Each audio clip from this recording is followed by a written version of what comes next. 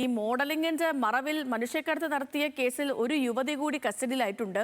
പൊന്നാനിയിൽ നിന്നാണ് യുവതിയെ കസ്റ്റഡിയിലെടുത്തത്. കേസിൽ ഇതുവരെ 3 പേരാണ് കസ്റ്റഡിയിലുള്ളത്. സഹിൻ ആന്റണി വിവരങ്ങളുമായി ചേർന്നു. സഹിൻ, ഇന്നലെ 2 പേരെ കസ്റ്റഡിയിലെടുത്തിരുന്നു. അതിൽ ഒരാൾക്ക് ക്രിമിനൽ പശ്ചാത്തലമുള്ള കാര്യം പോലീസ് തന്നെ പറയുകയും ചെയ്തിരുന്നു. ഇപ്പം മറ്റൊരാളെ കൂടി എടുത്തിരിക്കുന്നു. അപ്പോൾ എനിക്ക് തോന്നുന്നു ഇതിൽ കണ്ണികൾ ഒരുപാടുണ്ടെന്ന് തോന്നുന്നു, അല്ലേ സഹിൻ?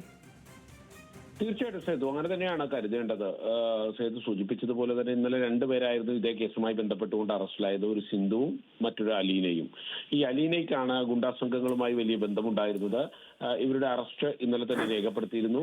സിന്ധുവിന്റെയും അറസ്റ്റ് രേഖപ്പെടുത്തിയിട്ടുണ്ട്. ഇപ്പോൾ പൊന്നാനി സ്വദേശിയായിട്ടുള്ള ഒരു യുവതിയാണ് പിടിയിലായിട്ടുള്ളത്. ഇവരെ കസ്റ്റഡിയിലാണ്. ഇവരുടെ അറസ്റ്റ് രേഖപ്പെടുത്തിയിട്ടില്ല. അല്പസമയത്തിനുള്ളിൽ തന്നെ ഇവരുടെ അറസ്റ്റ് രേഖപ്പെടുത്തുമെന്നാണ് മനസ്സിലാക്കാൻ കഴിയുന്നത്. ഇനി 2 പേർ കൂടി പ്രതിപട്ടികയിലുണ്ട്. പ്രതിപട്ടികയിൽ ഉള്ളവരുടെ എണ്ണം ഇനിയും കൂടാനുള്ള സാധ്യതയാണുള്ളത്.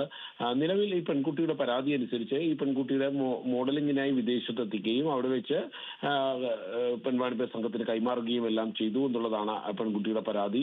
എന്തായാലും ഈ പരാതിയുടെ അടിസ്ഥാനത്തിൽ തന്നെയാണ് മരട് പോലീസ് കേസ് രജിസ്റ്റർ ചെയ്തതും അന്വേഷണം ആരംഭിച്ചതും. നിലവിൽ 2 പേരെയാണ് പിടികൂടിയിരുന്നത്. ഇന്ന് പുലർച്ചെ ഒരാളെ കൂടി പിടിയിലായിട്ടുണ്ട്. എന്തായാലും ഇവരെ ചോദ്യം ചെയ്തു വരികയാണ്. ശരി, ഓക്കെ സഹിൻ, ശരി.